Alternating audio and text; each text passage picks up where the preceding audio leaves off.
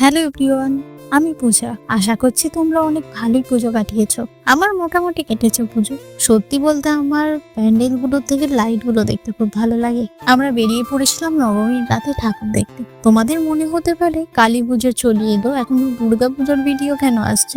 আসলে সময় হয়নি ভয়েস দেওয়ার, সামনে অনেক পরীক্ষা দিচ্ছিও, তো তাই সময় হয়ে ওঠেনি।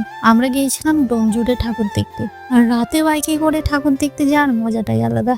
এত সুন্দরভাবে রাস্তাগুলো সাজানো, সত্যি আলাদা একটা অনুভূতি। তোমরা কেমন পুজো কাটিয়েছো অবশ্যই জানিও। আমরা বেশি প্যান্ডেল ঘুরিনি, তবে যেগুলো দেখেছি সেগুলো অনেকই ভালো। আমরা ভেবেছিলাম যে শুধু আমরাই রাত 1টার পরে ঠাকুর দেখতে বেরিয়েছি, কিন্তু না, আরো অনেকেই আছে যারা রাত 1টার পরে ঠাকুর দেখতে বেরিয়েছে। কিন্তু এখানে তো দেখছি ভীষণ ভিড়, আর এখানে প্যান্ডেলটা দেখতে পাচ্ছ রাজবাড়ির মতো করেছে। আর মাঝে মাঝে আমাকেও তোমরা দেখতে পাবে, মোটামুটি 12টা বাজলেই এখানে লোক কমে যায়। আসলে এটা তো কলকাতা শহর নয় যে সারা রাত ঠাকুর দেখবে। আমার সব থেকে এই প্যান্ডেলটা ভালো লেগেছে। দেখতে পাচ্ছ সব বিষয়ের বই দিয়ে তৈরি এটা। যতগুলো প্যান্ডেল দেখেছি তার মধ্যে এইটা সব থেকে আমার বেস্ট লেগেছে। তোমাদের কোন প্যান্ডেলটা ভালো লাগলো অবশ্যই কমেন্টে জানিও। আর মায়ের মূর্তিটাও বেশ সুন্দর। মাঝে মাঝে তোমরা আমাকেও দেখতে পাবে।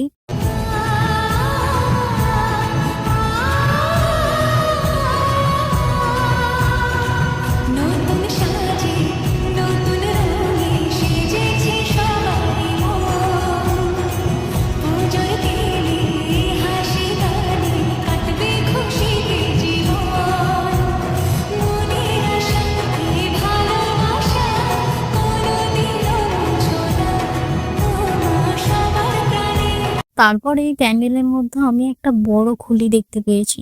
এত বড় মানুষ ছিল কি আগে জানি না, তবে থাকতেই পারে। এই প্যান্ডেলের থিমটা আমি ঠিক বুঝতে পারলাম না। মনে হলো যে এগ্রিকালচার নিয়ে কিছু করেছে।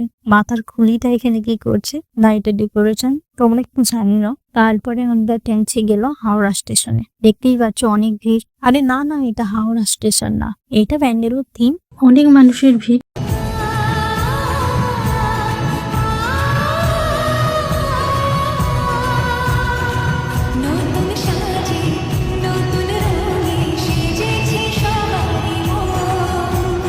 আর এটা টিকিট কাউন্টার। হাওড়া স্টেশনে তোমরা দেখেইছো বিভিন্ন ধরনের মানুষ একসাথে সব মিলেমিশে যাত্রা করে, সেই রকম থিমটা তুলে ধরা হয়েছে এখানে।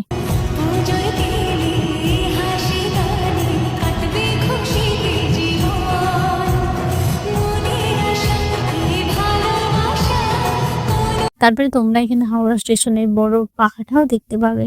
সবশেষে কমেন্টে জানিয়ে তোমাদের ভিডিওটা কেমন লাগলো। সম্পূর্ণ ভিডিওটা দেখার জন্য অসংখ্য ধন্যবাদ। আর হ্যাঁ, সাবস্ক্রাইব করতে ভুলো না।